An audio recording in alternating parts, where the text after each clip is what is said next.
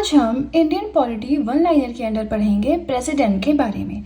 तो हमें क्या क्या पढ़ना है आपको थोड़ा सा ब्रीफ में बता देती हूँ। पहले हम थोड़ी सी इंट्रोडक्शन पढ़ेंगे, उसके बाद जो भी आर्टिकल्स प्रेसिडेंट से रिलेटेड हैं वो हम पढ़ेंगे एंड देन हम कुछ वन लाइनर स्टार्ट करेंगे। देन हम पढ़ेंगे अपॉइंटमेंट्स बाय प्रेसिडेंट, यानी प्रेसिडेंट के द्वारा किस किस की अपॉइंटमेंट की जाती है एंड अगेन हम आएंगे और वन लाइनर्स को ही डिस्कस करेंगे। लास्ट हम पढ़ेंगे important facts related to president, जैसे कि पहले मुस्लिम प्रेसिडेंट कौन थे, पहले सिख प्रेसिडेंट कौन थे, पहले दलित प्रेसिडेंट कौन थे, ओल्डेस्ट प्रेसिडेंट कौन थे, यंगेस्ट प्रेसिडेंट कौन थे, इस तरह से कुछ फैक्ट्स।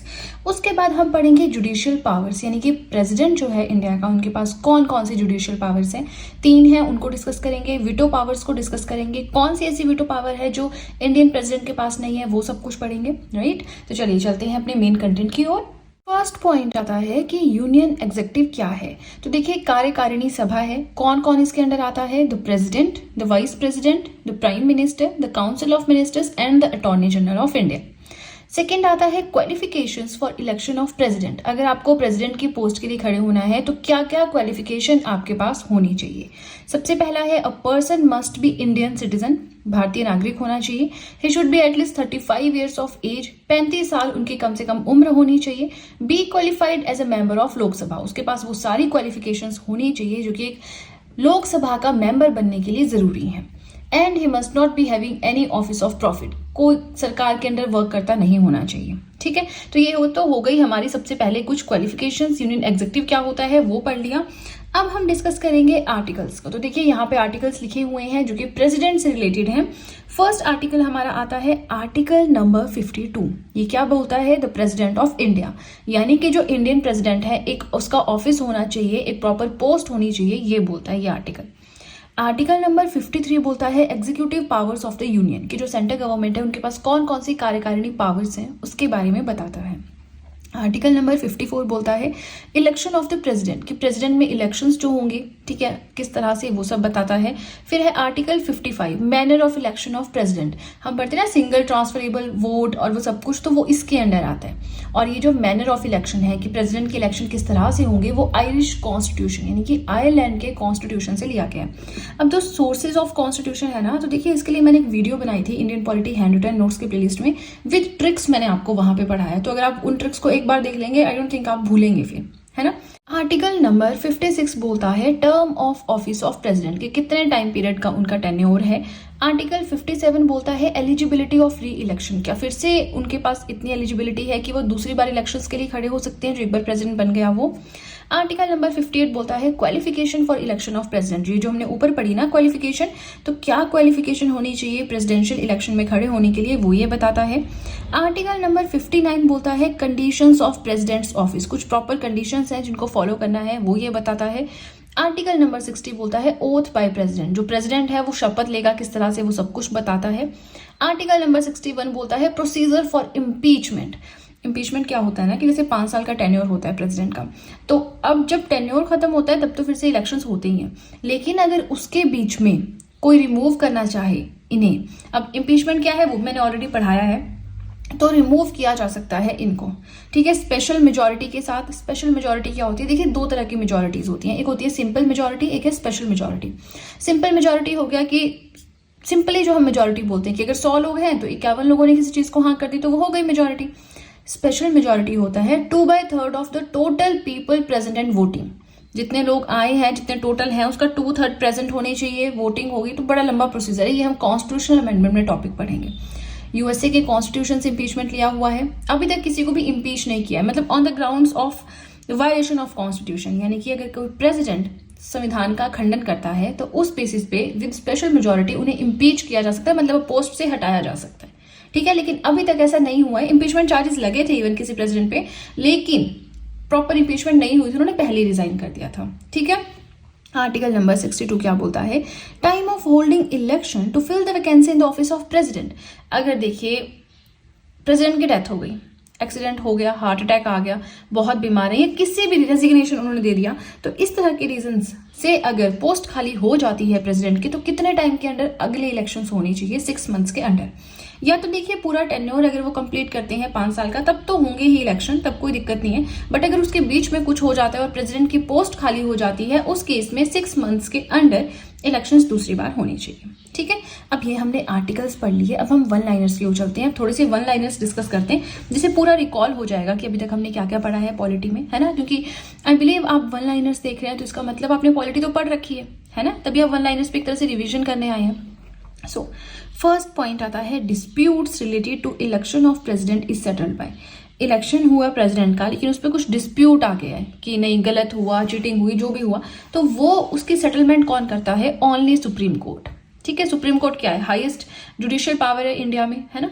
सेकेंड पॉइंट आता है the power to remove president from his post is vested in. यही है इम्पीचमेंट।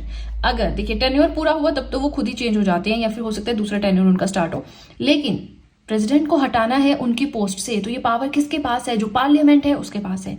पार्लियामेंट में मेनली तीन आते हैं, the president, the Lok Sabha, the Rajya Sabha, लेकिन यहाँ पे पार्लियामेंट का मतलब द हाउसेज ऑफ पार्लियामेंट से है। ठीक है जी, चलिए इसी के साथ हमारा फर्स्ट पेज हुआ कंप्लीट। हमने 2 वन लाइनर्स पढ़े, आर्टिकल्स पढ़े एंड स्टार्टिंग में थोड़ा सा इंट्रोडक्शन पार्ट पढ़ा। ठीक है, तो चलिए वीडियो पसंद आए तो लाइक जरूर कीजिएगा और सीधे चलते हैं अपने नेक्स्ट पेज की ओर। थर्ड पॉइंट आता है manner of election of president, कि अब जो प्रेसिडेंट के इलेक्शंस होते हैं कैसे होते हैं। तो देखिए डायरेक्ट वोटिंग हम इसमें नहीं करते हैं। क्या हम डायरेक्ट वोटिंग करते हैं कि कोई 3-4 लोग प्रेसिडेंट की पोस्ट के लिए खड़े हैं फिर हम उनके लिए वोटिंग करते हैं? नहीं, हम सिर्फ एमपीज जो होते हैं वो भी स्पेशली जो लोकसभा के होते हैं सिर्फ उनको चुनते हैं। फिर राज्यसभा के एमपीज को वो खुद से चुनते हैं, प्रेसिडेंट, प्राइम मिनिस्टर सब कुछ खुद बनते हैं, है ना। तो देखिए जो इलेक्शन है, जो प्रेसिडेंट का इलेक्शन होता है उसका जो तरीका है वो इनडायरेक्ट है। ठीक है, हम आम लोग नहीं उनको डायरेक्टली चुनते हैं, इनडायरेक्ट वे में चुनते हैं। कैसे? By the means of proportional representation bye means of single transferable vote. तो इसका मैंने बैलेट कार्ड आपको बताया था कि एक कार्ड सबको मिलता है। मान लीजिए 4 लोग हैं जो प्रेसिडेंशियल इलेक्शन के लिए खड़े हैं, तो वहां पे नंबर 1, नंबर 2, नंबर 3, नंबर 4 ऐसे 4 बॉक्सेस होते हैं। तो आपको उसमें अपनी फर्स्ट प्रेफरेंस डालनी है, सेकंड डालनी है, थर्ड डालनी है, फोर्थ डालनी है। मतलब 4 लोग हैं तो आपको चारों की रैंकिंग देनी है कि हाँ नंबर 1 पे मैं चाहता हूँ कि ये बने, अगर वो नहीं बनता तो नंबर 2 पे मैं चाहता हूँ कि ये बने, ऐसा कुछ होता है। ठीक है, फिर उसके बाद उसकी काउंटिंग होती है। तो एक फॉर्मूला भी है जिसके थ्रू जो है डिसाइड किया जाता है, लेकिन वो कंप्लीट वीडियो आपको मेरी प्रेसिडेंट वाली देखनी होगी, वहां मैंने एक्सप्लेन किया। यहाँ पे छोटी से छोटी भी चीज एक्सप्लेन करूंगी ना तो वीडियोस बहुत लंबी जाएंगी, है ना। तो वहां पे मैंने एक एक टॉपिक, जैसे एग्जीक्यूटिव पावर्स है, लेजिस्लेटिव पावर्स है, तो हर एक टॉपिक छोटा छोटा एक वीडियो में एक्सप्लेन किया हुआ। 7-8 वीडियोस होंगी प्रेसिडेंट के, आप देख सकते हैं। अब नेक्स्ट आता है इलेक्टोरल कॉलेज ऑफ प्रेसिडेंट। अब जो प्रेसिडेंट की अपॉइंटमेंट होती है उसके लिए प्रॉपर कोलेजियम बनाया जाता है ना। तो इसमें कौन कौन होते हैं? इलेक्टेड मेंबर्स ऑफ, याद रखना है जो प्रेसिडेंट की अपॉइंटमेंट करते हैं, जो कॉलेजियम बनता है उसमें सिर्फ इलेक्टेड मेंबर्स होते हैं, लेकिन वाइस प्रेसिडेंट का जो होता है उसमें इलेक्टेड एंड नॉमिनेटेड दोनों होते हैं। ठीक है, नॉमिनेटेड होता है कि किसी सर्विस में अच्छा काम किया तो उसको प्रेसिडेंट ने नॉमिनेट कर लिया, है ना। इलेक्टेड होता है कि प्रॉपर इलेक्शन हुआ फिर वो आया, right? So elected members of both the houses of parliament plus legislative assemblies of state plus UTs of Delhi and Puducherry। जो इलेक्टेड मेंबर्स होते हैं लोकसभा राज्यसभा के दोनों, जो इलेक्टेड मेंबर्स होते हैं विधानसभा हर एक स्टेट की उनके, प्लस जो इलेक्टेड मेंबर्स होते हैं दिल्ली और पुडुचेरी की यूटीज के, वो सब इस कोलेजियम में बैठते हैं और पार्टिसिपेट करते हैं। ठीक है, नेक्स्ट आता है supreme commander of armed forces. जो आर्म्ड फोर्सेस होती हैं उनके सुप्रीम कमांडर कौन होते हैं? प्रेसिडेंट होते हैं, राइट। 6th पॉइंट आता है joint session of Lok Sabha and Rajya Sabha is presided bye. Joint session कौन से आर्टिकल में आता है? 108 में आता है। तो जो लोकसभा और राज्यसभा का ज्वाइंट सेशन होता है उसको प्रिसाइड कौन करता है? तो हम ना हमेशा करते हैं कि जो प्रेसिडेंट ही करता होगा वही हेड होता है, नहीं, स्पीकर जो होता है लोकसभा का वो दोनों को जो है, दोनों का जो ज्वाइंट सेशन है उसको हेड करता है, राइट। अब देखिए हम और भी वन लाइनर्स पढ़ेंगे, बट उससे पहले ना थोड़ा सा ये देख लेते हैं कि प्रेसिडेंट किस किस को अपॉइंट करता है। अपॉइंटमेंट्स बाय प्रेसिडेंट, क्योंकि आपको ये क्वेश्चन बड़ा फेमस है एग्जामिनर का कि 4 ऑप्शंस होते हैं, उसमें से बोलते हैं कि which of the following is not appointed by president, और हम बड़े कंफ्यूज हो जाते हैं, है ना। तो यहाँ पे देखते हैं कि प्रेसिडेंट किस किस को अपॉइंट करता है। Prime minister, council of minister on the advice of prime minister which comes under article 75। मतलब जो प्राइम मिनिस्टर प्रधानमंत्री है, जो उनकी प्रॉपर काउंसिल ऑफ मिनिस्टर होती है, पीएम के एडवाइस पे ही उसको अपॉइंट करता है। अटॉर्नी जनरल ऑफ इंडिया जो है आर्टिकल 76 के अंडर आता है। कैग जो है controller and auditor general of India, इसको भी अपॉइंट प्रेसिडेंट के द्वारा किया जाता है under article 148। Supreme court and high court के जजेस प्रेसिडेंट के द्वारा अपॉइंट किए जाते हैं। चीफ इलेक्शन कमिश्नर आर्टिकल 324 के अंडर अपॉइंट किए जाते हैं, मतलब ये इस आर्टिकल से रिलेटेड है। फाइनेंस कमीशन, इसके जो भी मेंबर्स हैं प्रेसिडेंट के द्वारा अपॉइंट किए जाते हैं। गवर्नर हो गए स्टेट्स के। UPSC and joint public service commission के मेंबर्स हो गए। ज्वाइंट पब्लिक सर्विस कमीशन कब बनता है? कि जब एक स्टेट, 2 स्टेट या एक स्टेट सेंटर मिलकर कुछ ऐसा जो है करते हैं settlement. Official language commission president के द्वारा अपॉइंट किया जाता है। Special officer for linguistic minorities president के द्वारा अपॉइंट किए जाते हैं। तो इनको एक बार आप रीड कर सकते हैं, तो फिर एग्जाम में आपको जो है काफी हेल्प हो जाती है। अब आगे चलते हैं, देखिए कुछ और वन लाइनर्स भी हमें पढ़ने हैं, है ना। तो हमारा पॉइंट नंबर 7 है, president Droupadi Murmu is 15th president of India. इससे पहले कौन थे? रामनाथ कोविंद। पहले कौन थे? डॉक्टर राजेंद्र प्रसाद।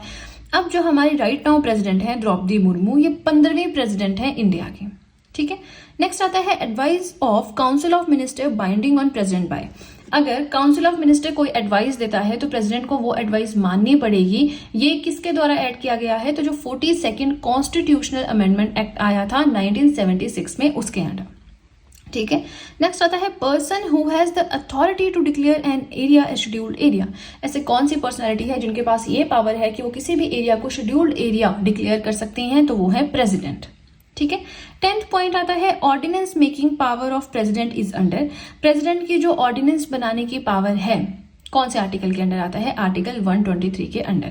अब देखिए अगर सिटिंग नहीं हो रही है लोकसभा और राज्यसभा की एंड कुछ लॉ बनाने की जरूरत पड़ती है, तो प्रॉपर लॉ तो प्रेसिडेंट नहीं बनाता, लेकिन एक ऑर्डिनेंस बना सकता है जब तक कि ये जो पार्लियामेंट के जो हाउसेज हैं बैठते नहीं है ना, 6 मंथ्स के अंदर उनको बैठना पड़ता है, तब तक वो लागू रहते हैं। फिर जैसे वो बैठते हैं तो वो फिर से रिपील करते हैं, उस टाइम तक ही रहता है, ठीक है। 6 मंथ्स इसका मैक्सिमम टाइम पीरियड होता है।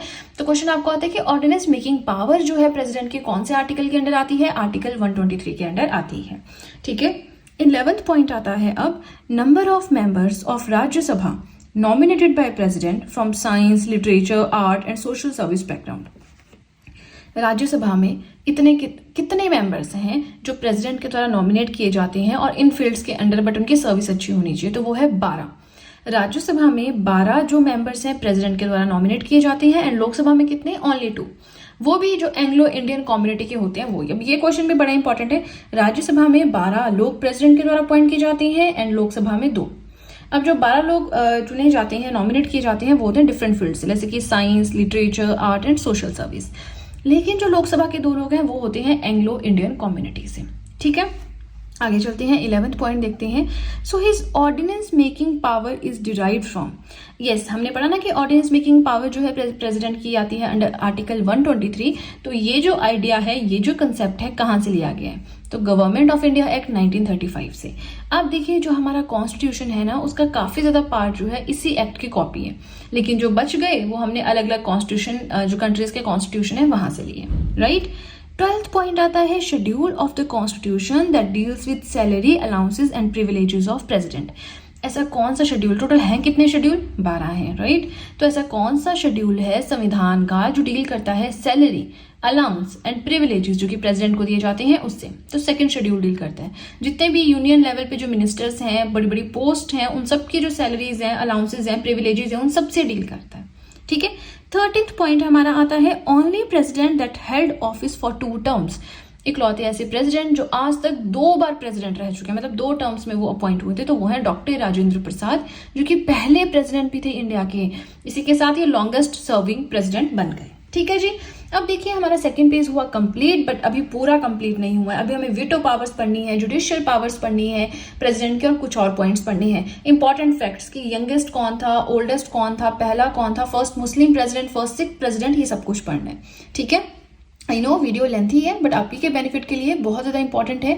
तो कुछ पॉइंट्स बेशक मैंने स्किप किए हैं, लेकिन मैंने कोशिश की है कि हर एक एस्पेक्ट में कवर करूं ताकि आपका रिवीजन अच्छे से हो जाए, आपकी जो रिवीजन सीरीज है बढ़िया से बन जाए, ठीक है। तो चलिए, वीडियो पसंद आए तो लाइक जरूर कीजिएगा, और ज्यादा टाइम ना वेस्ट करते हुए सीधे चलते हैं अपने नेक्स्ट पेज की ओर। नेक्स्ट आता है important facts related to president. President से रिलेटेड जो भी इंपॉर्टेंट फैक्ट्स हैं, जैसे कि हम यहाँ से स्टार्ट करते हैं। हर एक प्रेसिडेंट से रिलेटेड कुछ ना कुछ फैक्ट है, पॉइंट है, जो कि एग्जामिनेशन पॉइंट ऑफ व्यू से इंपॉर्टेंट है। जैसे कि सबसे पहले हम बात करेंगे जाकिर हुसैन के बारे में। So he was the first Muslim president and shortest serving president. पहले मुस्लिम प्रेसिडेंट थे और सबसे छोटा टेन्योर था इनका। सबसे बड़ा किसका था? जो कि हमारे पहले प्रेसिडेंट थे। कौन थे? डॉक्टर राजेंद्र प्रसाद।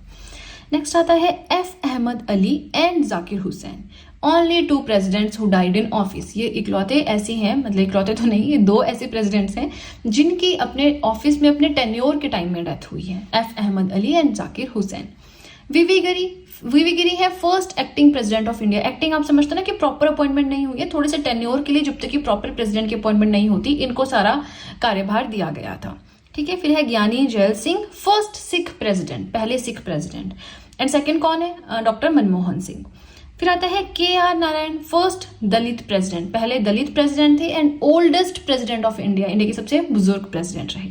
Doctor APJ Abdul Kalam, known as people's president, people's president नाम से भी ये जाने जाते हैं, ठीक है। मतलब लोग बहुत प्यार देते थे इनको, बहुत पसंद करते थे, बहुत एडमायर करते थे, इनकी इंस्पिरेशन थी बहुत सारे लोगों के लिए ये, ठीक है। नेक्स्ट आता है M Hidayatullah, he was the first CGI to be appointed as acting president, chief justice of India थे, इन्हें as a acting president appoint किया गया था। उस टाइम पे कुछ ऐसा हुआ था, वैसे मैंने जो कंप्लीट वीडियो है ना प्रेसिडेंट की वहां बताया हुआ है, जो प्रेसिडेंट थे और जो वाइस प्रेसिडेंट थे, आई थिंक उन दोनों ने रिजाइन कर दिया था, तो जो चीफ जस्टिस ऑफ इंडिया होता है ना उसे प्रेसिडेंट की पोस्ट दी जाती है ऐसी सिचुएशन में। तो ये फर्स्ट टाइम उस टाइम हुआ था, आई थिंक उसके बाद कभी हुई भी नहीं है ये चीज, है ना, कि कोई चीफ जस्टिस जो है इंडिया का उसने एज ए प्रेसिडेंट एक्ट किया हो।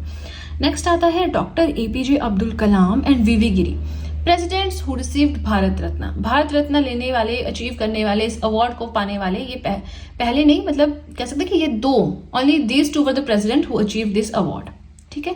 प्रतिभा Patil, first women president of India, पहली महिला राष्ट्रपति रही। अब उसके बाद कौन है, द्रौपदी मुर्मू है ना, जो कि 15th प्रेसिडेंट है इंडिया की। नेक्स्ट आता है N Sanjiva Reddy, youngest president, सबसे यंग थे, और ओल्डेस्ट कौन थे तो हमने ऊपर पढ़ा KR नारायण थे। द्रौपदी मुर्मू जो कि आज के डेट में है, she is the first tribal women serving as the president of India, पहली ट्राइबल वुमेन है जो कि इंडियन प्रेसिडेंट बनी है। First president of India born after independence, independence के बाद पैदा होने वाली पहली प्रेसिडेंट है। और यही चीज हम पढ़ते हैं, first PM of India to be born after independence, तो कौन है, नरेंद्र मोदी जी, राइट। अब देखिए इंपॉर्टेंट फैक्ट्स पढ़ लिए, इनको तो आप रट लीजिएगा, यहां से डायरेक्ट क्वेश्चन आता है, ठीक है। अब आगे आती है जुडिशियल पावर्स, तो देखिए 3 जुडिशियल पावर्स हैं। अब वैसे पावर्स तो हमें सारी ही पढ़नी थी, बट अगर मैं यहाँ पढ़ाने लगती तब तो ये पूरा टॉपिक ही हो जाता। वन लाइनर सीरीज का क्या मतलब है कि जो इंपॉर्टेंट चीजें हैं हम वही डिस्कस करेंगे। पूरी अगर आपको देखनी है तो मैंने पहले ही बताया, प्रेसिडेंट के 7-8 वीडियोस मैंने बनाई है, मुझे ध्यान नहीं है बट मैंने काफी वीडियोस बनाई है। जैसे जुडिशियल पावर है उनकी अलग बनाई है, एग्जीक्यूटिव पावर्स की अलग बनाई है, तो आप देख सकते हैं उनको, है ना।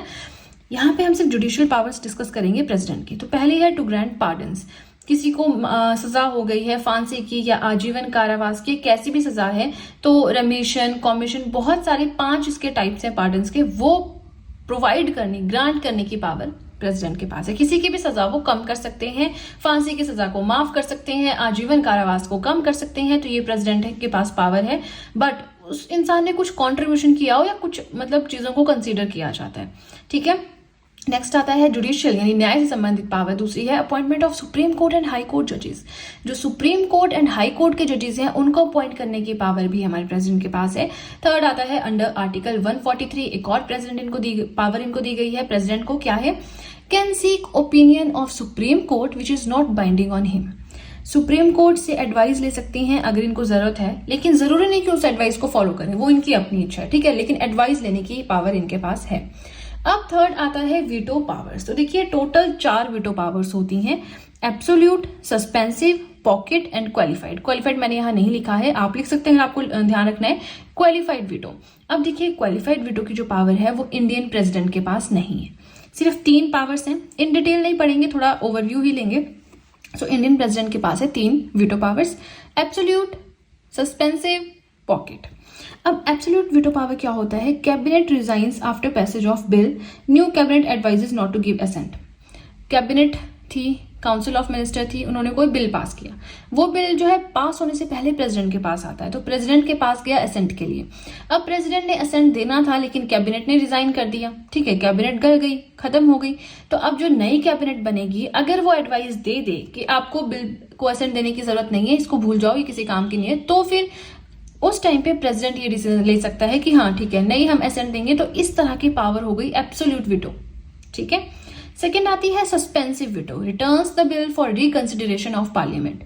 कोई बिल पार्लियामेंट ने पास किया लेकिन प्रेसिडेंट को लगता है कि इसमें कुछ गड़बड़ है, फिर से रिकंसिडर किया जाना चाहिए, तो वो वापस भेजता है इसको पार्लियामेंट के पास।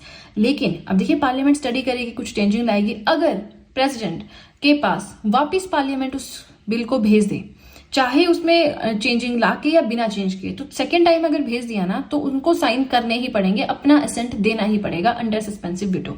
सस्पेंसिव वीटो इतना है कि वापस भेज सकते हैं, एक बार रिकंसीडर कर लो, अदरवाइज नहीं है तो मैं तो साइन करने ही पड़ेंगे सस्पेंसिव वीटो में, है ना।